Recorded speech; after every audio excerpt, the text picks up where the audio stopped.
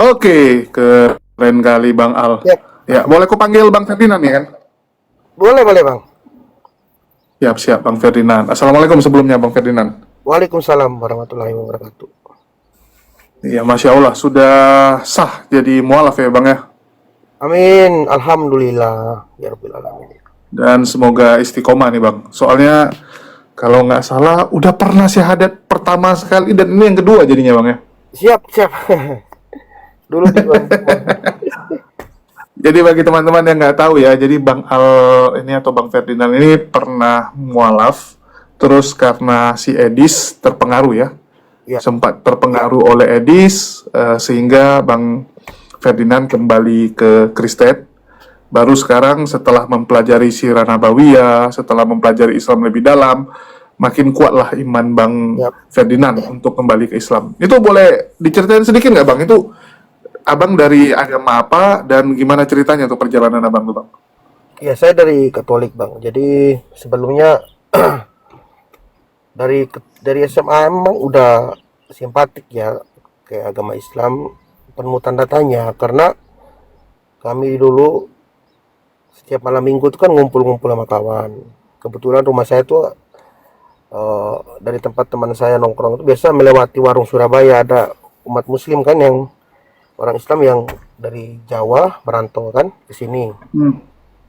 Jadi setiap subuh kami pulang nongkrong malam minggu tuh beliau orang tua itu sering jalan ke masjid Oke, kilo lebih ya. Jadi salut gitu. ya saya berpikir wah, orang kok beribadah kita pulang mabok kan gitu. itu itu di mana Bang? Di NTT ya? Iya betul. Oke. Timbul rasa iri tapi irinya iri sehat gitu bang. Kemudian memang dari umat muslim di sini memang apa toleransinya tinggi ya. Terbukti waktu setiap bulan puasa kan mereka jam 6 sore sebelum buka tuh ada yang bagi-bagi takjil di lampu merah tuh. Oke, ya Mereka betul. mereka tahu kalau Katolik kan Sabtu sore itu kan ada misa pertama ke gereja. Ya, Lampu merah tuh mereka melihat kami di motor gitu kan, udah pakai kemeja, sepatu kan mereka udah tahu mau ke gereja. iya. Itu mereka kasih bagi-bagi. Jadi eh, terlihat bedanya di situ bang.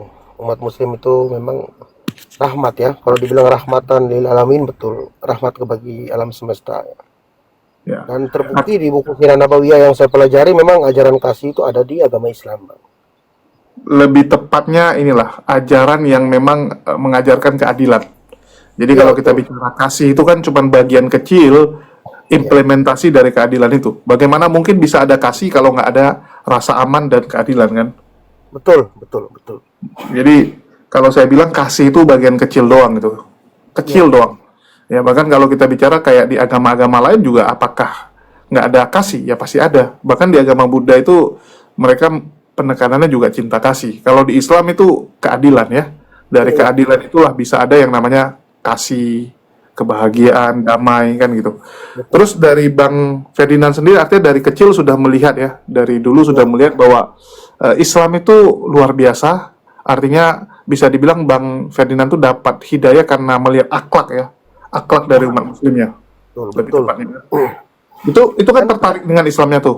ya, Terus dan perkembangannya pernah apakah juga saya belajar? pernah juga saya waktu di Jogja, sekolah di Jogja. Ya. Kebetulan kos saya itu kan agak masuk ke dalam tuh ya, Hmm. Gang Manggis itu.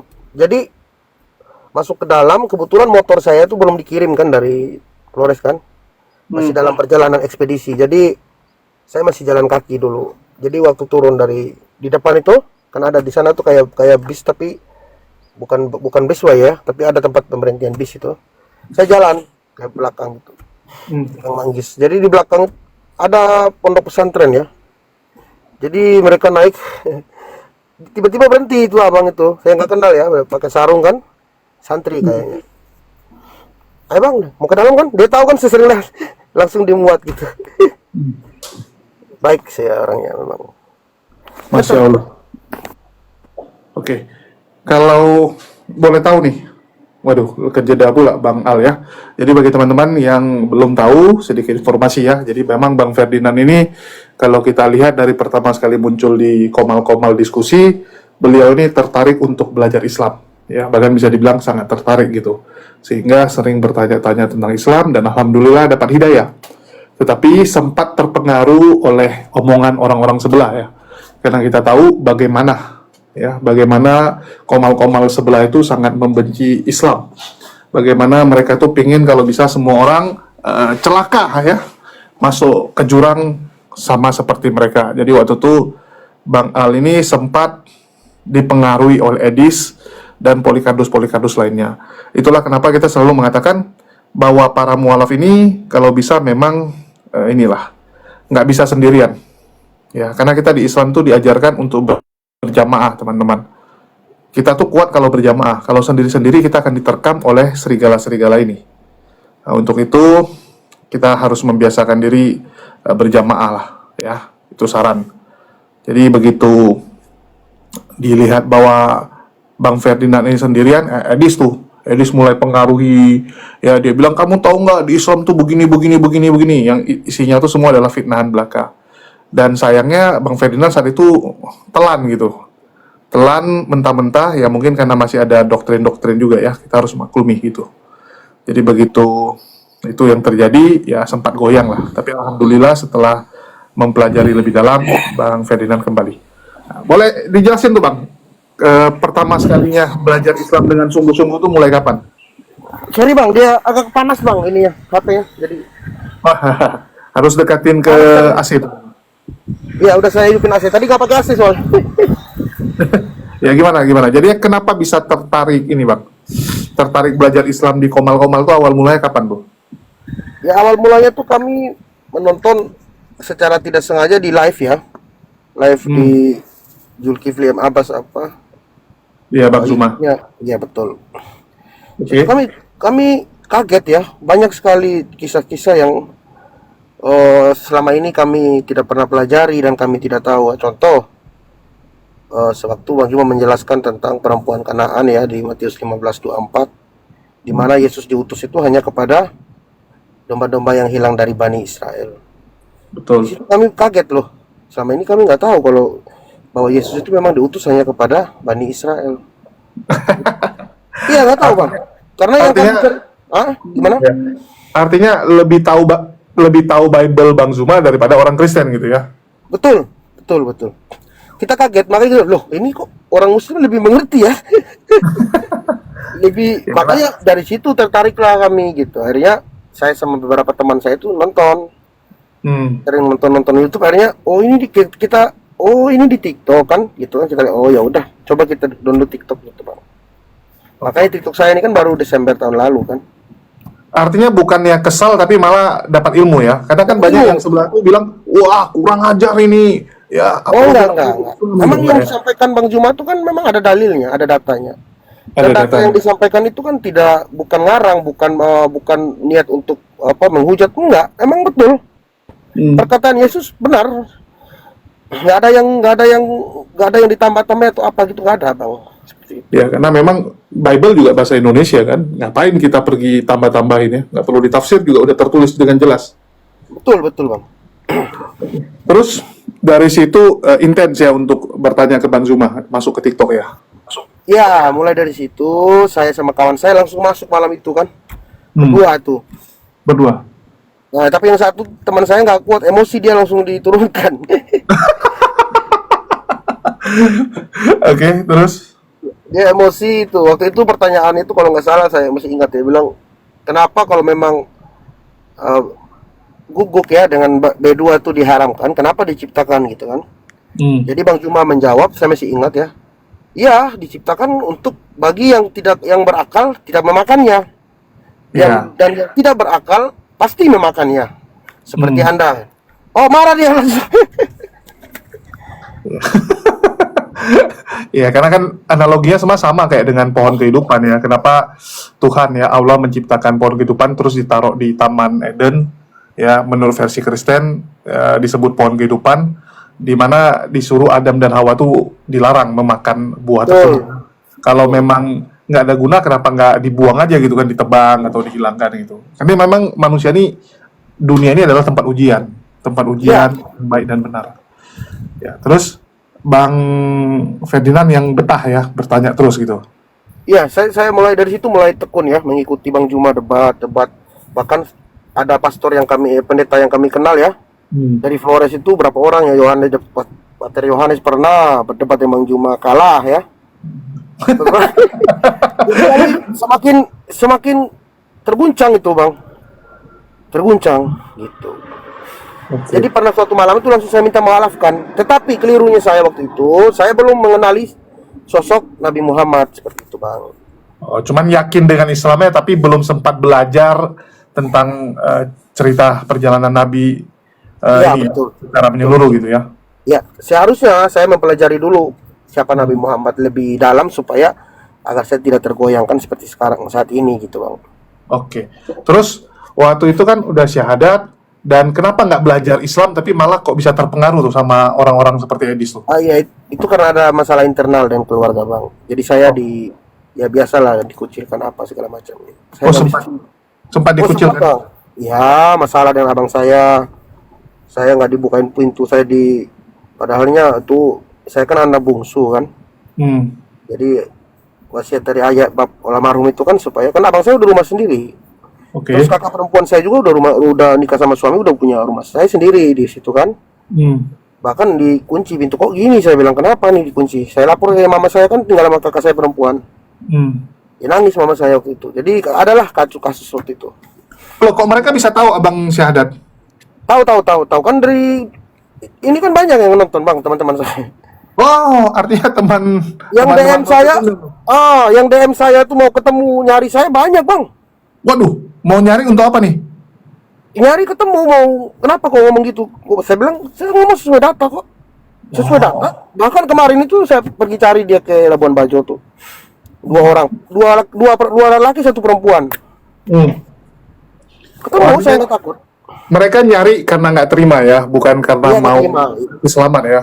Ya karena saya bergabung dengan Kaum Muslim ya kan, dengan Ruh Iya. Muslim, terus tertawa kan. Kebetulan memang lagi berdebat, pasti ada ini lalu yang kocak, yang lucu kan. Betul, Ya betul, betul. logika aja Bang, masa Tuhan mati kan gitu, logika aja di waktu berdebat itu. Dan ada Betul. yang mengatakan Yesus 100% Tuhan, 100% dua natur. Kan enggak ada di ayat itu dua naturnya Bang. Hmm. Seperti itu. Sedangkan di Katolik kan ada 3 pilar. Ya, pilarnya tuh kitab suci, Magisterium, ya magisterium dan tradisi suci. suci, ya. Ya, tapi yang diikuti kan lebih banyak tradisi suci dan magisterium gitu Bang. Sedangkan kitab Ya. suci ini kalau ikut Bible yang enggak. Di Bible itu yang diambil Bang lebih banyak itu di Matius 3:16. Ya karena begitu besar kasih Allah akan dunia ini sehingga Ia telah mengaruniakan anak yang tunggal supaya setiap orang yang percaya kepada Dia tidak binasa melainkan peroleh hidup yang kekal. Sampai kami hafal karena memang itu sering dibacakan. Yang bagus-bagus saja lah, yang memotivasi Iya. yang sering dibawa ya. Tapi kalau ditelaah ayat itu Bang, sebenarnya percaya Yesus sebagai apa untuk memperoleh hidup yang kekal? Yaitu di Yohanes 17 ayat 3 jawabannya kan. Ya, Yoi, inilah hidup yang kekal itu, yaitu mereka mengenal Engkau satu-satunya Allah yang benar dan mengenal Yesus Kristus yang telah Engkau utus. 7. Itu Lalu- syahadatnya Yesus sebenarnya. Iya. Jadi gimana ya Bang ya? Hmm. Jadi Ya tapi ya itu kalau memang mau ikut akal ya bersyahadat, tapi kalau ikut perasaan ya Iya. silakan gitu. Karena kan banyak orang juga ini ya lebih memilih ikut perasaan, Bang. ya karena memang di Kristen terlalu enak Bang. Serius Bang. Kalau seenak-enaknya kata Bang Juma itu betul. Betul. Makanya Apa aja saya- nih? Bisa tahu Bang Juma itu bisa merasakan ya. Karena kami bebas Bang. Mau ngapain? Mau ke gereja minggu juga nggak ada yang larang, nggak ke gereja juga nggak ada yang ini. Hmm. Itu Bang. Jadi kami hidup tuh memang lebih banyak mengikuti keinginan daging, hawa nafsu gitu. Karena pagar pembatas atau ajaran-ajaran yang seharusnya kami ketahui, yang harusnya kami diberikan dari gereja itu kurang Bang. Ya. Kurang. Tapi abang tahu kan konsekuensi abang muncul di medsos ini, maka abang akan siap untuk dihakimi, dicaci dan sebagainya. Bahkan saya baca di komentar ini, kok tumben nih banyak kali yang marah-marah nih bang. Banyak Bang, teman saya Flores banyak orang timur yang cari saya banyak Bang. Kemarin saya bilang kau datang sekarang juga saya ketemu teman kota. Saya offline berapa kali Bang, tapi saya nggak cerita saya nggak mau TikTokan nanti menjelekkan teman saya kan, orang sama-sama sini itu maksud Bang.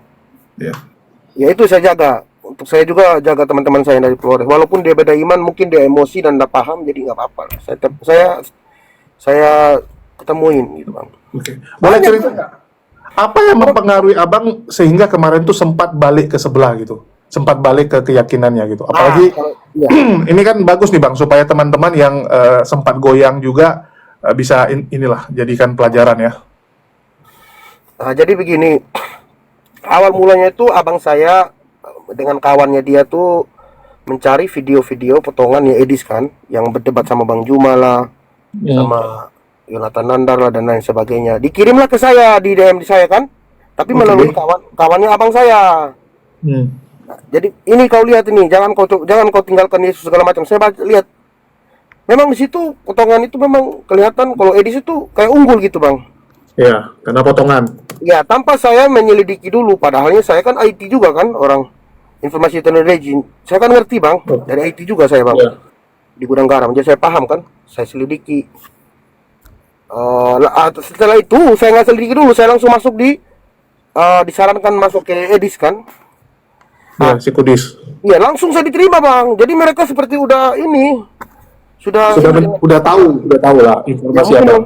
abang saya mungkin sama temannya udah DM Bang Edis kan, udah gini-gini, wah ini Ya. tolong dulu adik saya gini, kayak seperti itulah saya menggambarkan. Jadi begitu saya di ini Edis itu mengatakan gini, oh nggak ada fitrah apa, mana ayatnya nggak ada, gini-gini, dia cerita semua tentang, ya udah saya banyak nonton dia akhirnya itu bang. Jadi goyang lagi saya waktu setelah ketemu Edis, karena kan mungkin abang lebih sudah tahu juga kan Edis seperti apa kan cara dia mau. Wah, itu dulu salah satu badut terbaik saya bang, dan saya cukup senang Edi sekarang berhasil ya. Dulu dia sering curhat sama saya. Kalau tanya sama dia biasa dia ngaku, karena kalau Edis masih ada inilah, masih bisa ngaku dia.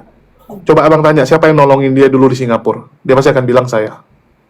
Iya bang. Jadi, dulu salah satu badut utama saya, dan saya senang badut-badut saya banyak yang sudah sukses ya, sudah terkenal.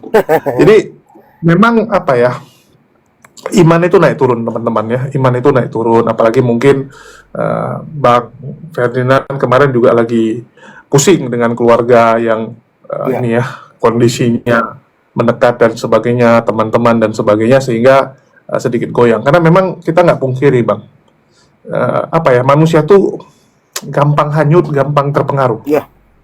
Ya, itulah kita dikasih akal supaya menyaring itu semua. Terus dari Bang Ferdinand nih, gimana ceritanya kok bisa setelah goyang balik lagi nih?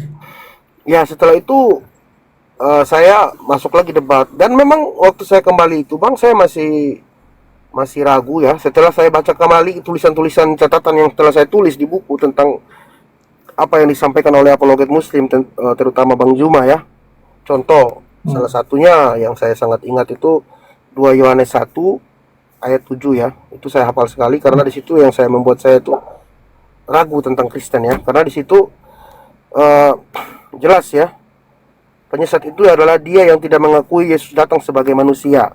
Kemudian saya korelasikan dengan di Galatia 1 ayat 11, di mana di situ tertulis Paulus menerima Injil bukan dari manusia, dan bukan manusia yang mengajarkannya, melainkan dari pernyataan Yesus Kristus. Berarti dia menegaskan bahwa Yesus bukan manusia. Nah, inilah penyesatnya nih, saya bilang antikristus. Saya pelajari lagi Paulus.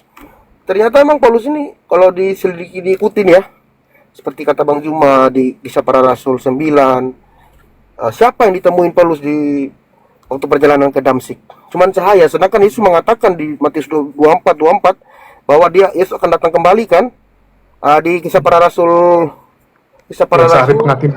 ya 29, 30, 31, 32 itu jelas bahwa Yesus akan datang. Malaikat berkata Yesus akan datang kembali seperti yang kamu melihat dia terangkat ke langit kan. Dan kedatangan Yesus Kristus itu ditandai dengan banyak seperti cahaya terlontar dari timur ke barat. Begitulah juga kedatangan anak manusia ya, yang Yesus yang berkata sendiri, ini Yesus bang, seperti itu. Jadi tanda-tanda itu tidak ada waktu Paulus bertemu Yesus di Damsik, dalam perjalanan di padang gurun Damsik ya. Ya, karena Yesus sudah berkata ya, hati-hati orang yang bertemu dengan yang memanggil namanya sembarangan, menjual namanya, apalagi yang di padang gurun ya, di padang gurun, dan ke Damsyik itu adalah padang gurun, karena on the way ke Damaskus itu yang kalian lalui semua padang gurun. Kalau teman-teman pernah ke Yerusalem. Terus kalau dari Bang Ferdinand sendiri, ya ini kan udah viral nih cerita Bang Ferdinand ya, bahkan banyak sekali yang marah dan saya yakin dari keluarga juga pasti kalau yang pertama udah ditekan, apalagi yang sekarang bisa jadi lebih ditekan lagi. Lebih bang, ini gimana yang tuh? komen ini kawan saya ini. Kau nggak paham agama Katolik katanya.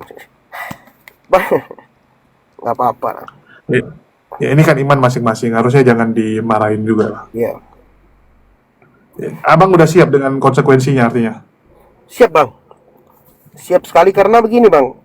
Ketakutan terbesar saya dalam hidup saya ya, dimana saya pada saat saya dipanggil Tuhan nanti, saya tidak beriman dan tidak bertakwa kepada Tuhan yang benar. Terus saya mau kemana? Gitu, Bang. Yoi. Kalau saya sudah bertuhan yang salah, tentu saya pasti salah nanti. Setelah mati itu nggak jelas kemana gitu. Tapi saya ingin, karena saya percaya dan sangat yakin ya, bahwa dunia ini hanya sementara. Dari kehidupan yang sesungguhnya setelah kematian, bang. Itu yang saya yakin. Jadi saya Mantap. ingin bertuhan Ya, saya yang benar. juga mualaf Bang. Ya sebelumnya kenalkan. Mungkin kalau teman-teman di TikTok, Ya bang? ya mungkin ada sebagian kalau teman-teman kalau di TikTok saya kurang ya karena memang kurang aktif. Ya, ya. Dan saya pernah di posisi Bang Ferdinand juga gitu. Posisi kayak aku pernah di posisi Abang juga gitu. Oke, oke, ya. Membanding-bandingkan, belajar dan sebagainya. Saya sampai pada titik di mana apa yang saya lakukan sekarang ya tidak melanggar apa yang disampaikan Yesus, malah kita mengikuti Yesus lebih lagi kan. Betul. Justru Bukankah itu perkataan kekristenan itu Yesus, Bang. hukumnya cuma dua? Iya. Ya. Kita mengikuti sebenarnya. Kita masih kasih contoh di Ulangan 6 ayat 4 ya. Kalau saya mau tarik garis lurusnya ya. Perjanjian Lama PL kitab Yahudi ya 6 Ulangan 6:4 di situ sama Israel kan Adonai Elohim Adonai Ahad. Nah, kemudian di Markus 12:24 Markus 12:29 Yesus berkata, hukum yang terutama ialah dengarlah hai orang Israel, Tuhan Allah kita, Tuhan itu esa. Kemudian di Al-Quran, di surat Al-Ikhlas kan bang ya, yang pertama, Qul huwallahu ahad. Katakan ya Muhammad, Yoi. Tuhan itu esa. Sinkron bang. Sinkron. Jadi kalau kita mengikuti... Ya mungkin ditutup aja kameranya Bang, takutnya nanti terlalu panas Abang punya HP. Oh iya, siap bang. Ya. Ya karena takutnya ini ya teman-teman ya, karena takutnya nanti panas jadi terlontar. Jadi lebih bagus tutup karena toh kita juga sudah lihat ya bahwa ini bukan odong-odong, bukan bukan kayak sebelah lah, entah siapa orangnya nggak jelas gitu ya. Dan saya rasa teman-teman juga sudah tahu betul lah siapa beliau. Terus kalau boleh tahu nih Bang, kan udah kembali ke Islam nih, ya. Ini udah ke fitrahnya. Itu kemarin syahadat di mana tuh Bang? Yang kedua. Yang kedua di room yang inspirasi bang. Bang inspirasi. Halo, Bang Ferdinand. Ya halo. Halo. Ya. Ya, Bang Ferdinand. Nah, ya kemarin syahadat kemarin syahadat sama ini ya, Yusuf PI ya. Iya yang pertama bang. Ya. Kemudian syahadat berikutnya sama Bang Juma bang. Ya. Syahadat berikutnya ke Bang Juma. Iya. Oke, siap. Langsung di. Terus aku mau nanya nih Bang, seandainya orang Kristen bilang, wah, Ya gimana bang? ini agak delay ya, agak delay di tempat Abang mungkin. Enggak. Ya, suara- jadi kalau ditanya nih sama orang Kristen, loh, Ya. ya mungkin karena tadi handphone sempat panas, jadi agak delay itu Bang, Siap. dimaklumi lah. Terus kalau orang Kristen bilang gini Bang, orang Kristen bilang lah, ngapain Paulus ngarang-ngarang agama baru, nggak ada untungnya, dia kan hidup enak, tiba-tiba jadi ikut Kristen, hidupnya susah. Mana ada untungnya dia menipu? Kira-kira gimana tuh Bang? Paulus. Iya, Paulus. Iya, untuk Paulus ya. Ya, jawabannya sederhana kan tadi udah saya sampaikan juga di si penyesat antikristus itu dia yang tidak mengakui Yesus datang sebagai manusia. Kemudian kita percaya, saya yakin dan percaya karena ada tertulis jelas ya. Yesus berkata, lebih baik bumi dan langit ini lenyap daripada satu titik dari hukum Taurat itu dibatalkan atau satu iota dari hukum Taurat itu ditiadakan. Sedangkan Paulus mengatakan di Efesus 5 ayat 12 itu jelas, Kristus telah menebus kita dari kutuk hukum Taurat dengan cara menjadi kutuk itu di Galatia 3:13. Kemudian di Efesus 5:12 ya Bang ya. Halo? Iya, iya. Kedengaran ya Bang ya? Kedengaran Bang, tapi memang agak delay kita karena tadi mungkin sempat panas HP Bang Iya, Ferdinand. soalnya di sini panas Bang, panas banget. Bentar ya. Ini bisa pakai AC kok. Iya. Yang penting HP-nya Bang, yang penting HP-nya yang jangan panas. Oh, siap. Ya, di situ jelas ya Bang ya. Jadi Paulus ini membatalkan hukum Taurat. Dia bilang dengan matinya Kristus di kayu salib, ia telah membatalkan segala ketetapan dan hukum-hukum di hukum Taurat kan, dalam hukum Taurat.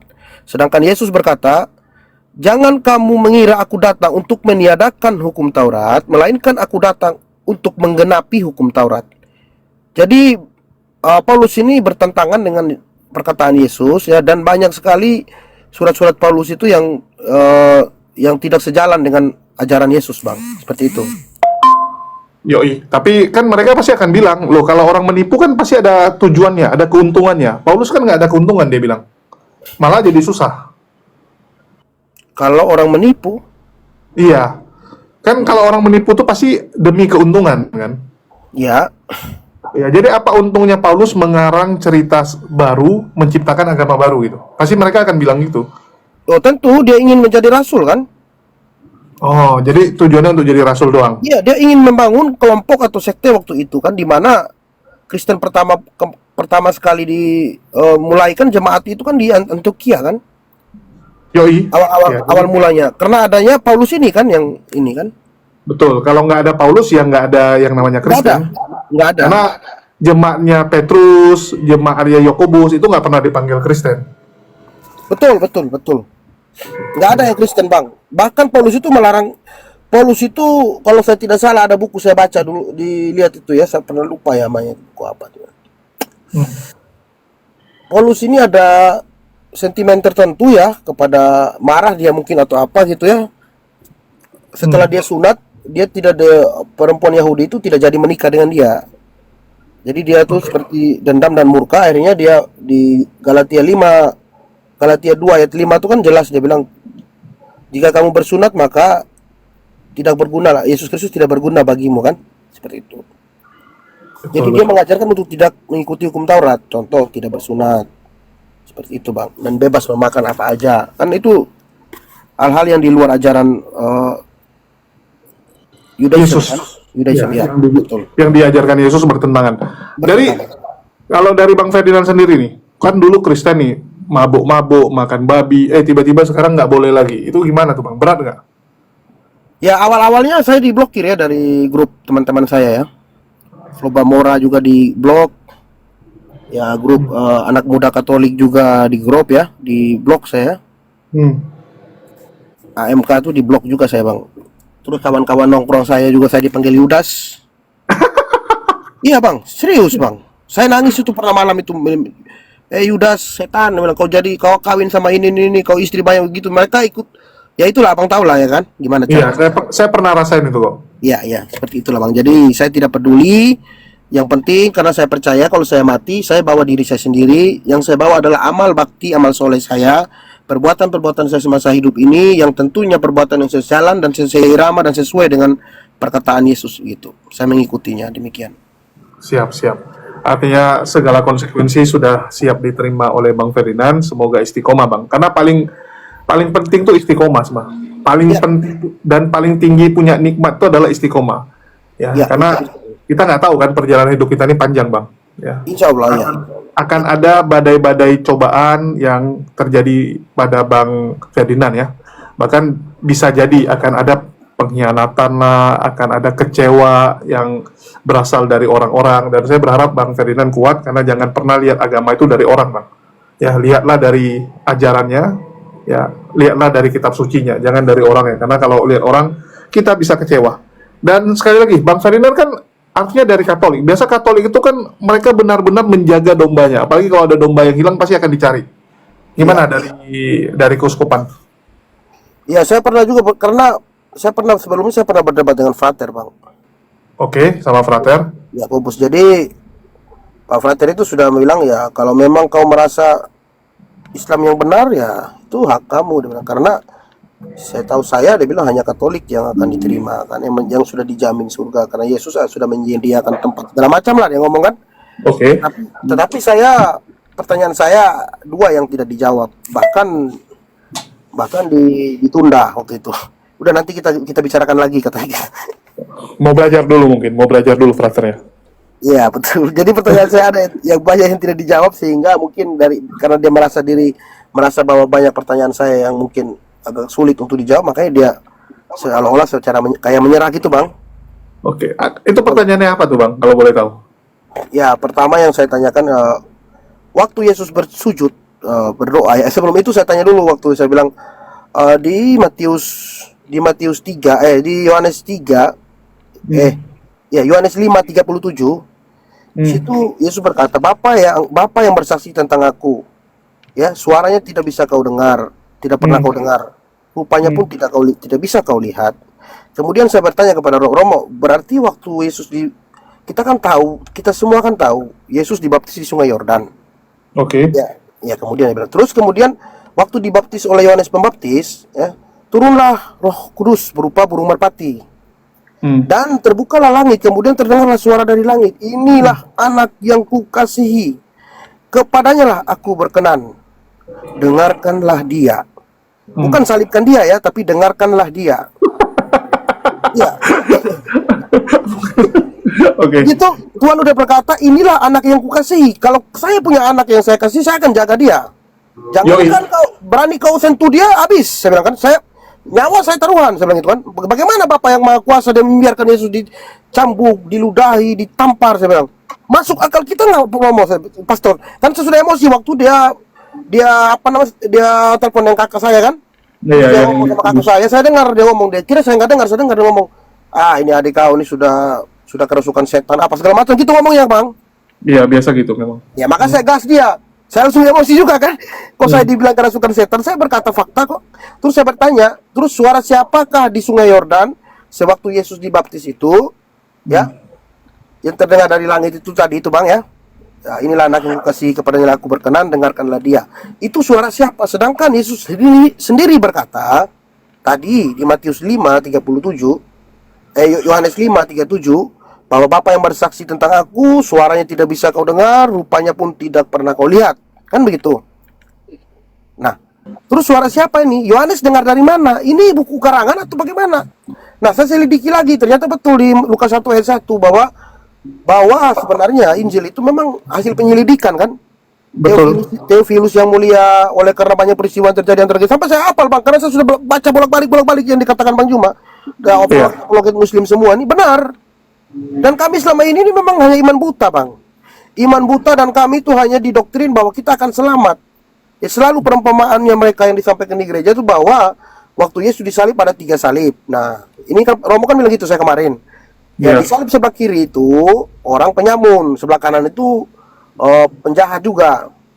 Nah, sebelah kiri itu mengatakan kepada Yesus, jika kau anak Allah, turun, selamatkanlah dirimu dan selamatkan juga kami. Kemudian yang di sebelah kanan itu berkata, kau tidak tahu diri ya, ini dia tidak bersalah, kita yang bersalah nih, kan yang ngomong gitu cara ngomongnya Romo kan. Tapi seharusnya kita ini pantas dibunuh, tapi dia bukan orang berdosa. Terus di saat itu Yesus berkata, saat ini juga engkau bersama aku di Firdaus. Nah, itu bukti, dia bilang gitu kan. Kata Frater, itu bukti bahwa hanya cukup percaya saja langsung masuk surga. Waduh, saya bilang aduh. Berarti ini konsep begini nih, kalau saya analogikan dalam kehidupan saya, kita cukup beriman aja tanpa akal, Bang. Jadi kalau misalnya ada orang yang bilang kepada saya, "Hei, itu tai kambing itu enak loh, roti loh." Padahal akal saya mengatakan, itu kan tai, kan tidak mungkin enak, Bang. Tapi karena saya mengimani itu enak, saya makan. Kan lucu, Bang, gitu jadinya. Harus berakal dulu, baru beriman sebenarnya, yang rasional kan, Bang ya. Berakal dulu baru beriman, bukan beriman dulu baru berakal. Tapi kami kan beriman dulu, Bang. Asal percaya dulu, karena karunia itu pasti datang kepada kita. Karena dengan penebusan Yesus di kayu salib itu telah menebus dosa-dosa kita, Bang. Dengan kematiannya. Dan kami di Katolik kan ada yang namanya sakramen Ekaristi kan. Nah, sakramen Ekaristi itu yang menyelamatkan kita nanti. Seperti itu, Bang. Jadi, Tapi kalau tadi fraternya ngomong itu malah dia menentang iman Katolik sendiri kan. Katolik kan iman dan perbuatan, bukan sola fide. Ini gimana nih betul, Katoliknya? Emang fraternya nih betul. kok malah jadi Protestan dia? Karena iman tanpa perbuatan kan ada hakikatnya mati, gitu. Iya, betul. Ya, Iman hakikatnya tanpa mati. perbuatan gimana sih ini promo fraternya. Jadi memang banyak Bang kalau memang Kristen mau belajar ya. Aku ambil contoh pendeta Erastus Sabdono. Salah satu pendeta besar viral dulu dialah pendeta Indonesia pertama yang muncul di TV. Yang ada siaran khusus lah ya. Kalau zaman waktu saya kecil ada tuh yang pendeta siapa lupa saya tuh yang bule itu yang ada penerjemahnya samping. Wah, itu kan dulu yang pertama, baru kedua Erastus, baru Gilbert, baru Philip Mantova ya. Jadi pendeta Erastus itu setelah 20-an tahun belajar, ya 20-an tahun jadi doktor teologi, dia sekarang pengajarannya udah mulai benar gitu. Ya, mulai ya teman-teman, bukan benar, tapi mulai. Yaitu dia menempatkan Yesus bukanlah pribadi yang setara dengan Allah Bapa. Dia bilang Yesus hanya penerima kuasa, ya. Yesus tuh hanya diberikan jubah, ya, jubah kemuliaan, jubah ke ini kemahakuasaan gitu. Tapi sebenarnya bukan dia sumbernya gitu. Dia cuman meneruskan. Jadi Yesus dan Bapa adalah satu, satu dalam apa? Dalam pelayanan. Cuman teman-teman Kristen ini kan sering menerjemahkan ya apa? Yesus dan Bapa adalah satu. Artinya satu itu sama-sama Tuhan, yang nggak gitu gitu. Jadi memang kalau orang benar-benar mau belajar, ya dia akan sampai kepada titik di mana oke, kita ikut Yesus nggak apa-apa, tapi ikut Yesus menyembah siapa gitu. Apakah Yesus minta disembah ya enggak kan gitu. Nah, jadi memang teman-teman tuh harus benar-benar belajar lah, jeli gitu. Dan sebenarnya perdebatan ini bisa lebih enak, lebih damai kalau sama-sama mau belajar gitu. Bukan dengan niat ingin saling menjatuhkan atau niatnya ingin saling marah ya, tapi memang niatnya itu untuk yuk sama-sama kita baca, sama-sama kita gali informasi-informasi ini. Terus dari Bang Ferdinand sendiri, kalau boleh tahu nih Bang, udah berkeluarga belum? Ya, sebenarnya sudah, Bang, tapi Oh ya sudah enggak itulah. ya? Ah, Oke. Oke. Jadi dari Bang Ferdinand sendiri, pasti akan banyak nih tuduhan. Wah kamu nih menjadi mualaf karena ada niat dan kepentingan nih. Nah, itu gimana tuh Bang? Pasti banyak kan yang nuduh gitu. itu sedikit kalau itu, Bang. Wah, masih Ya, sedikit. ya itu orang kalau ke situ hampir-hampir nggak ada ya. Saya nggak belum pernah ada yang bilang seperti itu. Itu fase tuh Bang. Biasanya mualaf yang pertama diserang agamanya dulu. Wah itu Islam tuh begini, kamu salah, sudah tersesat. Betul. Nanti pada satu titik saat abang sudah mulai bisa menjawab semua fitnah mereka, mereka akan mulai nyerang pribadi bang. Ya, Biasanya itu. Mereka betul. akan mulai nyerang pribadi. Jadi siap-siap aja gitu. Ya, ya. Saya juga curiga pasti mereka akan mulailah ada-adalah cara mereka kan untuk menjatuhkan. Tapi saya tidak peduli ya. Saya siap menerima konsekuensinya karena yang saya utamakan saat ini adalah iman saya, Bang. Iman Hmm. kepada Tuhan yang benar, pada Allah Subhanahu wa taala karena bagi saya konsep ketuhanan Islam konsep ketuhanan yang benar itu yang sudah final itu hanya Islam. Kenapa Iya. demikian? Karena Islam memiliki satu Tuhan, Allah Subhanahu wa taala, memiliki satu kitab suci, Al-Qur'an yang original teksnya dan satu nabi penutup yaitu Nabi Muhammad yang membenarkan nabi-nabi terdahulu dan yang terpenting bahwa Nabi Muhammad memuliakan nabi-nabi terdahulu, tidak ada yang dicela, tidak ada yang dijatuhkan, tidak ada yang dihina seperti yang kami agama saya sebelumnya seperti itu, Bang. Oke, dari kalau boleh tahu nih, Bang Ferdinand, sebenarnya bagaimana sih pandangan teman-teman abang? Ya, kalau pandangan abang kan tadi udah jelas tuh, bahwa abang menghargai Islam karena dari kecil abang kagum dengan orang-orang Islamnya gitu ya, bagaimana akhlaknya. Kalau lingkungan abang sendiri melihat Islam itu seperti apa sih? Ya kalau di sini sih memang toleransi baik, Bang. Umat muslim itu baik. Hmm. Bahkan kalau kami makan di warung itu kita lupa apa-apa pun mereka ya udah nanti aja, Bang, kalau ada katanya. Hmm. Tunggu saya ambil. Nggak, udah nanti aja bawa aja. Kalau misalnya kurang duitnya, teman saya dulu waktu SMA itu tidak ada tuntutan, tidak ada seperti kalau tahu kan kita orang timur, kalau yang lain matilah. Kalau kalau umat muslim mereka enggak, Bang. Bahkan saya juga pernah ditolong oleh seorang wanita luar biasa ya. Saya anggap dia seorang muslim. Hmm. Teman saya dari kecil, Bang. Dia muslim, perempuan Oke. ya. Dia pegawai bank ya. Jadi Saya nangis kalau ingat orang itu, dia mulia sekali, dia menolong saya dengan ikhlas ya. Bahkan malam-malam mengantar apa yang saya minta tuh dengan mobilnya waktu itu, karena mobil saya masih ada dalam bengkel.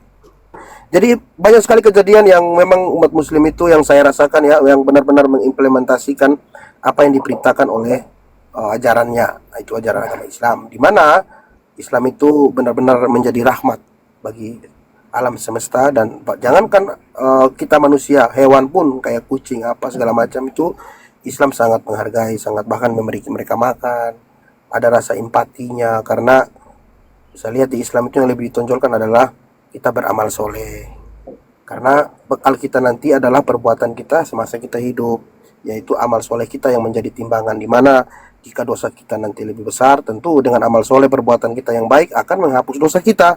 Seperti hal contoh yang saya pernah dengar waktu ceramah, saya paling hobi kan ceramahnya Kiai Haji Jainuddin MZ Bang.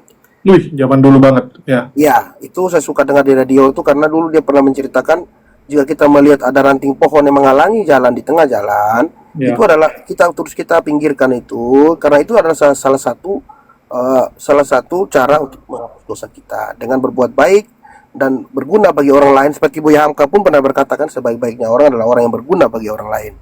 Tentu banyak sekali motivasi-motivasi dari orang-orang terdahulu yang saya petik ya, yang saya ikutin, sehingga saya juga tidak asal menerima Islam begitu saja, tapi karena saya mempelajarinya terlebih dahulu dengan sangat dalam ya. Saya boleh dikatakan sangat dalam karena saya mengikuti semua sampai di tausiahnya UAS itu, saya masih simpan videonya juga. UAS pernah berkata, kalau orang Islam yang mengerti agama Islam, kalau dia kaya, dia tidak sombong. Kalau dia miskin, dia tidak putus asa karena dia tahu dia datang dari mana. Aku sampai di sini sebentar seperti orang berlindung di bawah pohon yang rimbun. Besar Bang. Dan UAS pernah berkata juga, duduklah dengan orang yang takut kepada Allah dan takut kepada hari akhir. Niscaya kamu akan bertakwa kepada Allah. Jadi banyak sekali ajaran-ajaran Nabi, ulama-ulama Islam ini ya, yang sebenarnya yang betul patut kita contohi, karena itu rasional ya, masuk akal kita, logika kita dalam untuk berpikir Bang. Demikian saudaraku. Ya, karena Yesus juga udah berkata ya, jadilah berkat gitu teman-teman ya. Manusia yang paling berguna tuh ya kita bisa jadi berkat bagi orang lain. Jangan jadi musibah ya, jangan jadi musibah, jangan jadi tukang ngerepotin orang lain ya, kayak Edis gitu kan. Kerjanya ngambilin makanan orang gitu. Kalau Edis itu bagi saya sekarang dia tuh pelawak Bang. Dia orang paling pintar ya, saya tahu dia paling pintar di antara orang-orang paling terbodoh. Jadi dia tuh memang paling pintar di antara orang bodoh Bang. Mohon maaf ya. Ya. Saya harus berkata jujur. Sebenarnya itu dulu gagalnya nih Bang. Dulu tuh Edis, dia kan udah lama tuh Bang. Dulu aku sering gangguin dia gini, Dis, lu senior. Ya sama kayak lu aku selalu bilang gini, Dis kalian senior, tapi kok nggak ada satupun hasil karya kamu, aku bilang. Ya maksudnya kamu tuh kayak nggak ada dampaknya bagi kekristenan. Jadi kalau saya, walaupun ini saya anggap sebagai inilah ya, musuh kita gitu kan. Kalau dalam perang kan ini musuh gitu, dalam perang akidah dia musuh. Tapi kan ya sama musuh pun kita kalau bicara ya harus inilah sesuai gitu. Ada beberapa orang Kristen saya lihat punya dampak. Misalnya dia bikin pelayanan, ya, dia berhasil kayak Risuli Lubis lah. Walaupun saya bilang Risuli Lubis ini kurang ajar, tapi saya harus akui ini orang punya dampak. Dia pergi menolong orang, dia bagi-bagi makanan, ya. Walaupun dalam rangka bagi makanan sambil doain orang Islam gitu.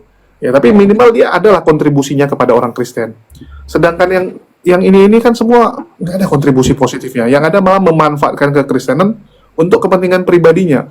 Jadi waktu itu aku bilang sama dia, Rudy Yohanes itu berhasil menipu orang Kristen dengan mengatakan mau bangun panti asuhan, padahal yang dia bangun rumah pribadi. Ya, disitulah si Edis ini termotivasi. Disinilah Edis itu termotivasi untuk meniru. Jadi aku bilang, kamu jangan bilang panti asuhan lagi, orang udah nggak percaya. Oh iya, dia bilang. Nah, dari situlah dia bikin namanya Rumah Apologet Kristen, rumah apologet anti geruduk, dia bilang. Ya, supaya teman-teman Kristen donasi ke dia. Ya, donasi ke dia bisa bangun rumah juga, sama seperti seniornya si Rudy Yohanes gitu. Jadi ya mereka ini orang-orang yang pintar memanfaatkan situasi kalau aku bilang. Ya, kalau menurut saya Bang,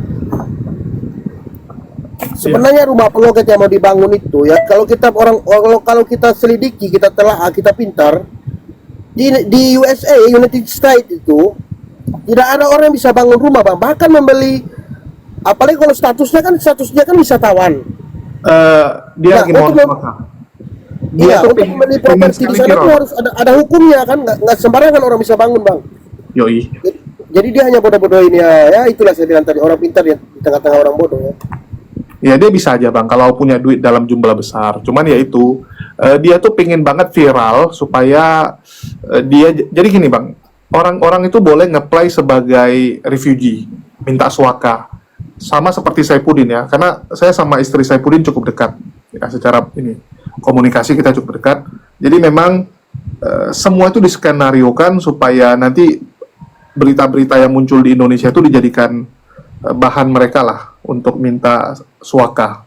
Ya, jadi ya hati-hati aja lah kita. Jangan sampai kita terprovokasi untuk mengeluarkan statement-statement yang nggak penting. Kalau saya sih lebih suka perang ini ya. Kalau mereka dengan cara bikin berita, ya kita luruskan beritanya. Ya mereka bikin fitnah, kita luruskan fitnahnya. Mereka turun ke lapangan, membantu saudara-saudara kita sambil melemahkan akidah saudara-saudara kita. Ya kita turun juga ke lapangan gitu kan. Kita juga lakukan bakti sosial yang sama, tapi sambil menguatkan iman saudara-saudara kita supaya jangan gampang dimurtadkan lah sama orang-orang ini.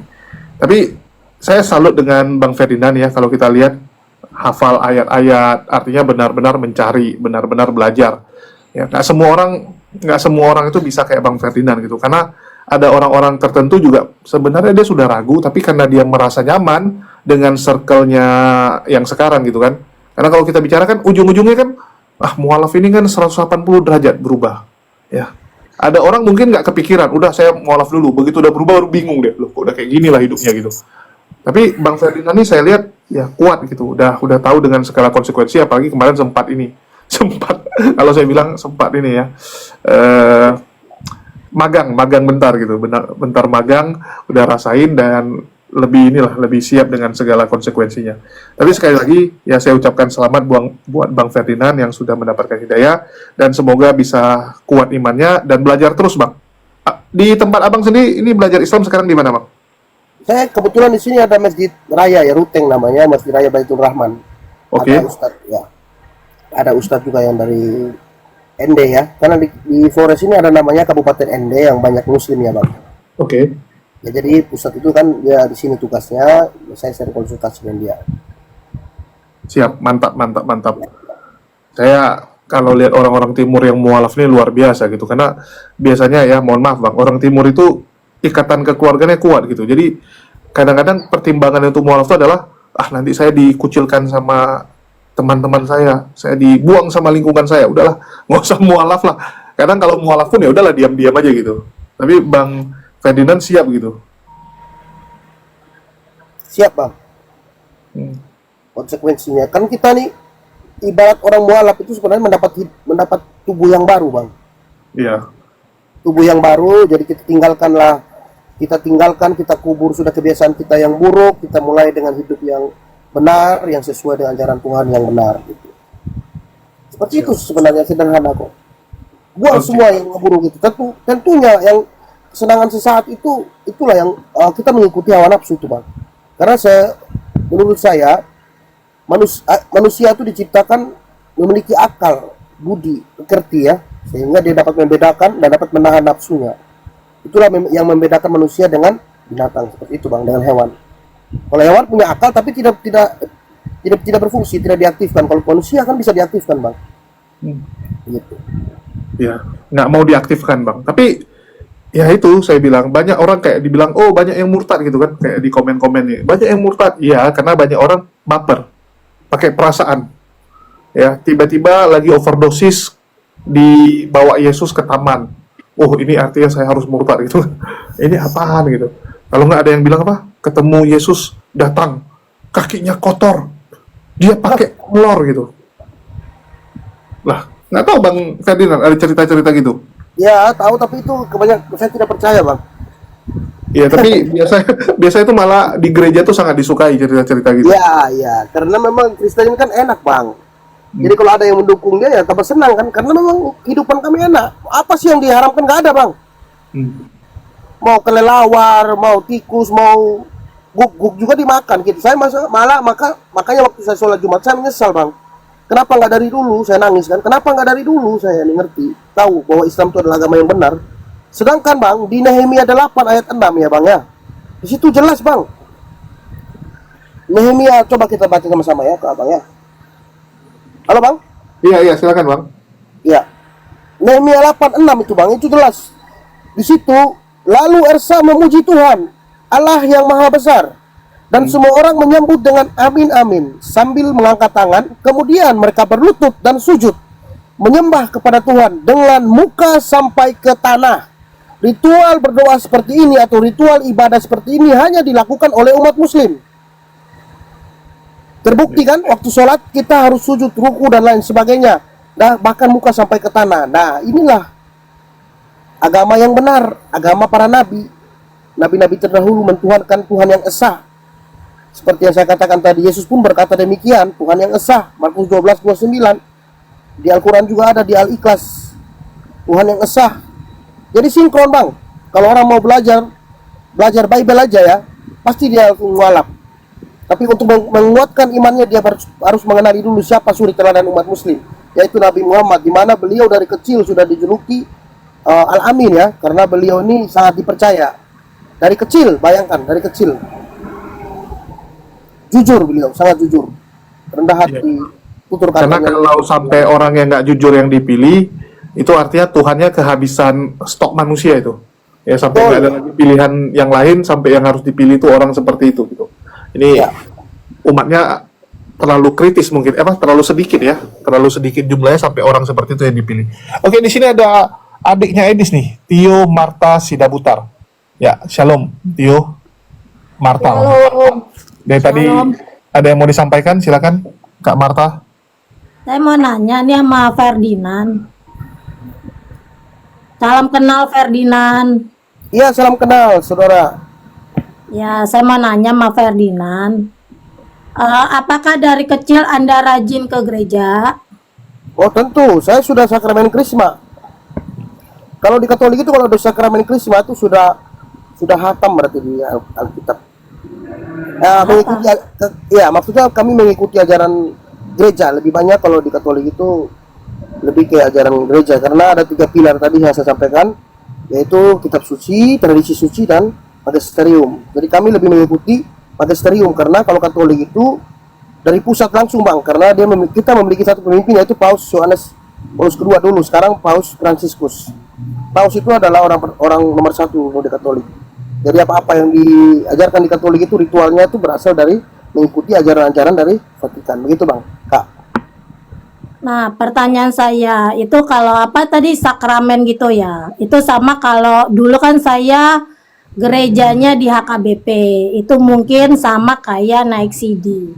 Naik CD itu belajar selama kenapa? Lebih dari CD. Kalau CD itu di Katolik itu sambut baru Bang, menerima hosti. Nah, CD itu dasar-dasar sekali Kak Marta. Kalau di Katolik itu jauh lah, karena Katolik itu memang enggak. Ya makanya saya nanya, kan kita sharing nih ya. Nah, saat kita sharing sambil bertanya tanpa berdebat yang nggak penting, karena menurut saya adalah kita satu sama lain mempercayai agamanya masing-masing. Tinggal tergantung kita dalam kehidupan sehari-hari tekun membaca Alkitabnya atau Al-Qur'annya atau tidak, ya kan? Karena yang penting dilaksanakan, jangan cuman tekun dibaca tapi nggak dilaksanakan. Nah betul, ini juga betul, itu setuju. Nggak usah ketawa bos, biasa aja. Nah, karena saya tahu Kak, saya ketawa tuh karena saya sadar apa yang saya selama saya hidup, saya tahu bagaimana Katolik, bagaimana Kristen, saya tahu. Enggak, gini. Jadi kakak tidak bisa ini sama saya Kak. Saya tanya, enggak. Gini Ferdinand. Ferdinand mengimplementasikan, karena kita sudah percaya bahwa kita pasti. Ferdinand, dari tadi kamu cerita saya mendengarkan, belajar mendengarkan. Nah, ya, karena ini juga saya sampaikan ke semua orang Kristen, ya. Saya sampaikan, saya juga bingung karena orang Kristen itu Tuhan Yesus itu seperti kata Ferdinand sudah memberikan yang kalau untuk ini ya, untuk hidup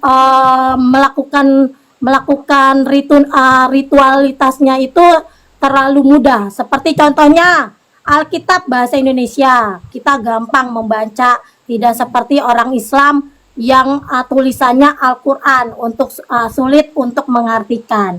Jadi pesan saya buat Kristen-Kristen dimanapun berada, karena Alkitab kita bahasa Indonesia, bacalah tiap hari, karena iman itu timbul dari pendengaran. Bacalah Alkitab, dengarlah firman tersebut, dan lakukan. Kalau kita tidak pernah membaca Alkitab, iman itu tidak akan tumbuh. Kalau hanya kayak tadi sakramen atau CD cuman sekali dalam setahun belajar, tapi setelah setahun itu tidak membaca firman, sama aja nol putul. Nah, Ya, Mantap. jadi gini, Kak Tio, dengerin dulu, Bos Ferdinand, gantian. Saya- Dari tadi Anda justru saya dengar. mengikuti perkataan Yesus. Aduh, Tunggu kebiasaan. Kak Marta. Ya ini memang dalam rangka kita mendengarkan kesaksian Bang Ferdinand. Jadi Komal ini kita buka.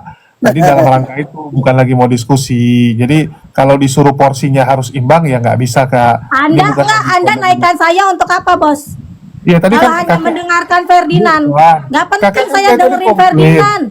Kakak komplain di Bani Typing. Jadi kupikir ada yang mau ditanyakin. Kalau mau ditanyakin Loh. ya silakan tanya. Ya iya, Mas, saya tanya, jangan si Ferdinand nanya ini mulu, apa sih Enggak, tadi namanya? kakak udah Jawab kakak mulu. terang mau bukan nanya. Aku bingung loh. Saya Kok ini jadi enggak, terang? bukan, saya sedikit, makanya saya tanya sama si Ferdinand, apakah dia dari kecil Udah. apa namanya ke gereja, Ya, ya. katanya yes. Saya paham Bible. Saya Alkitabiah. Boleh mau saya buktikan? Udah, sekarang Markus nggak usah 12:29 ya, Yesus nggak berkata, usah dibuktikan, Allah Tuhan. Bos. Oke. Banyak Lagi di mau dunia ditanya. ini, banyak Kemudian- yang tahu firman. Sebentar, Kak.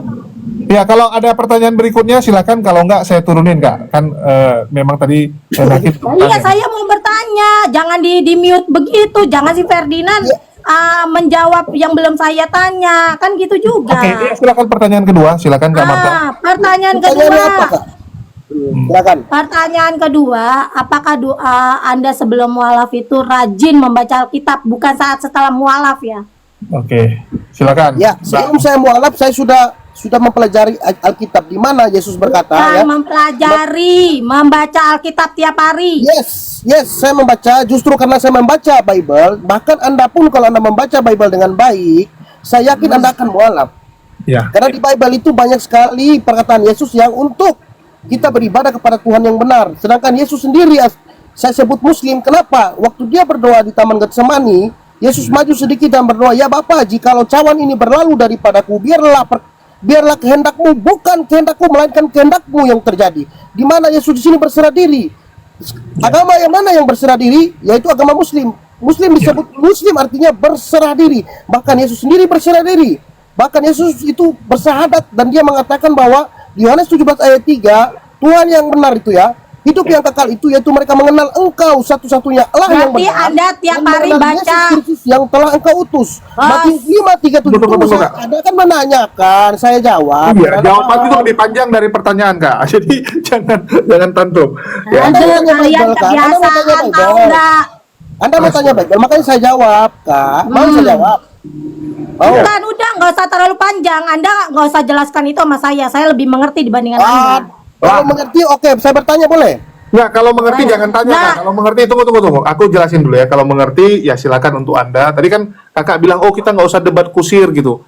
Ya sudah Anda bertanya orang Saya jawab. mau nanya bukan masalah tentang Alkitab. Oh, Anda Oke. bilang Nggak, tadi mengerti. Aku mau tambahin sebagai host aku mau tambahin ya teman-teman ya. Tadi kita juga sudah dengar dari Kak Marta menjelaskan rajinlah membaca Bible. Dan itu yang kita serukan dari dulu. Jadi bagi teman-teman Kristen ya jangan cuman baca Bible itu ayat yang disuruh buka oleh pendeta saat kalian datang ke gereja. Kalau Maaf bisa- ya, kami baca Alkitab tiap hari. Makanya Iya. itu mau saya tanyakan sama Ferdinand, apakah dia membaca Alkitab tiap Yes. hari? Yes, Bukannya betul. dia Yes. mengerti. Kak, Yes. Kak Marta Nah, boleh setelah ngomong dulu? pertanyaan saya, Ya, tunggu. Jadi, aku belum selesai ya. Dan itulah yang selalu kita sampaikan. Kita bukan seperti apologet Kristen atau Polikarpus Kristen yang menyuruh kalau ya membaca itu harus yang ini. Enggak, kita enggak. Kita minta teman-teman nggak ada yang disuruh seperti itu. diam. Ya, jadi kita minta kepada teman-teman Kristen bacalah mulai dari Pendeta Kejadian tidak ngajarin sampai seperti Wahyu. itu. Baca dari kitab Kejadian sampai Wahyu dan benar-benar kalian pelajari apa yang diajarkan Yesus, ya, bagaimana perintah Yesus, bagaimana perintah Elohim, ya, baru kalian lihat bagaimana Paulus dalam mengajar.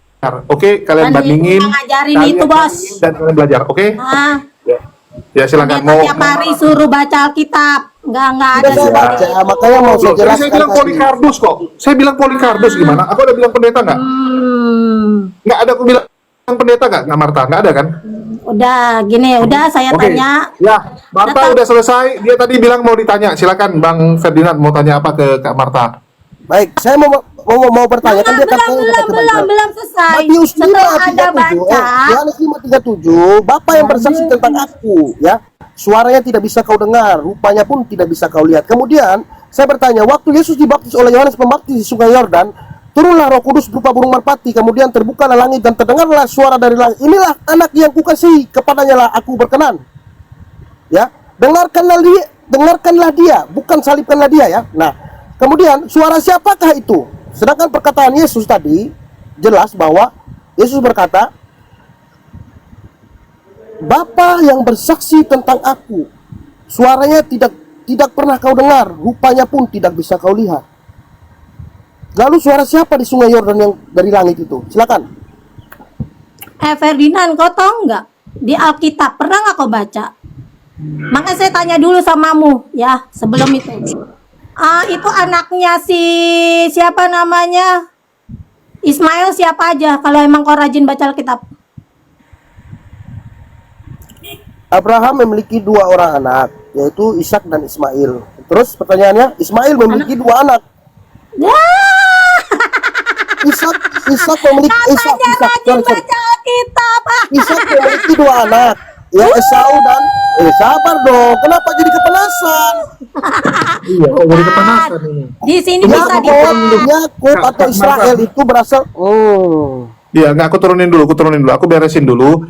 Ya, udah sesi wawancaranya selesai, baru sesi diskusi ya, karena ini bukan sesi diskusi teman-teman, ini sesi kita nanya kesaksian dari Bang Ferdinand. Ya, cuman Kak Marta tadi ngamuk-ngamuk kejang-kejang di komen, jadi saya naikin karena saya pikir ada hal yang mau dia sampaikan. Ya, rupanya tadi dia mau bertanya, ya udah bertanya dan dia sudah promo suruh teman-teman baca Bible. Dan kita setuju, sekali lagi kita sangat setuju, ya bacalah Bible dengan benar. Ya. Bagus. Ya, karena dengan membaca Bible kalian akan menemukan apa itu ajaran Yesus sebenarnya. Ya, itu. Betul nggak Bang Ferdinand? Dengan membaca Bible kita jadi tahu kan? Betul sekali. Kalau dia memahami Bible, ya, terus dia tinggalkan doktrin dan dogma dari gereja yang sudah mendarah daging dalam tubuhnya, saya yakin 1000% dia akan mualaf. Iya. Karena di dalam Bible itu menyatakan bahwa Yesus jelas sekali 300-an lebih ayat Yesus itu adalah utusan. Dan dia mengatakan dia datang dari Bapa. Bapa tidak lebih besar dari anak, anak tidak lebih besar dari Bapa, ya. Utusan tidak lebih besar dari yang mengutus, ya. Hamba tidak lebih besar daripada Tuhan. Banyak sekali ayat perkataan Yesus yang menyatakan dan membenarkan bahwa dirinya adalah seorang utusan. Kita contohkan saja di waktu kelahirannya, ya. Di Markus 2 ayat 11, di mana itu Yesus di situ berbunyi, hari ini telah lahir bagimu juru selamat Kristus, koma Tuhan di kota Daud. Seharusnya itu Kristus itu artinya manusia yang diurapi Tuhan. Tidak perlu koma lagi Tuhan. Jadi terjemahan inilah yang menyesatkan teman-teman saya, ya. Saya kasihan sama mereka. Demikian saudaraku. Oke, nanti kalau Kak Marta mau naik mungkin sekitar 15 menit lagi kita naikkan lah untuk sesi diskusi, tapi aku mau tutupin dulu ini karena siaran ini kita siarkan juga di YouTube, ya. Mohon maaf karena ini kesaksian mualaf bukan lagi diskusi. Jadi ini kita siarkan di Hidayah Mualaf Center, ya, di channel Hidayah Mualaf Center untuk kesaksian Bang Ferdinand supaya ini bisa dilihat oleh banyak orang dan sekali lagi tujuan kita adalah menginspirasi, ya, menginspirasi orang-orang untuk bisa mendapatkan hidayah juga, ya. Dan kalau yang muslim dari lahir semoga bisa menguatkan iman kalian karena kita tahu kadang-kadang iman kita bisa naik turun, kadang-kadang kita bisa juga disesatkan oleh orang-orang penyesat di luar sana. Sehingga dengan melihat, menonton, mendengar, ya, kesaksian-kesaksian dari teman-teman kita seperti ini bisa menguatkan akidah kita. Terus tadi juga sudah dijelasin, ya, pentingnya membaca Bible dan kita sangat setuju. bahwa memang Bible itu harus benar-benar kalian baca dan kalian mengerti, bukan sekedar baca. Sekali lagi ya, kalau cuman sekedar baca tapi nggak diresapi, nggak dimengerti, untuk apa? Dan itu kita sudah buktikan dari diskusi selama ini. Banyak sekali teman-teman kita Kristen, bahkan pendeta sekalipun, yang baru tahu ayat Bible-nya setelah dibacakan dan dijelaskan oleh umat Muslim bahwa ada loh ayat ini. Ya, baru mereka bilang, oh ada ya, mana? Dikasih nampak, oh ada rupanya gitu. Ini kan membuktikan banyak teman-teman Kristen waktu membaca tuh benar-benar nggak diresapi. Ya, cuman baca-baca, sekedar baca gitu. Nggak pernah ditelaah, ini maksudnya apa? Ini tentang apa gitu. Banyak yang seperti itu, teman-teman.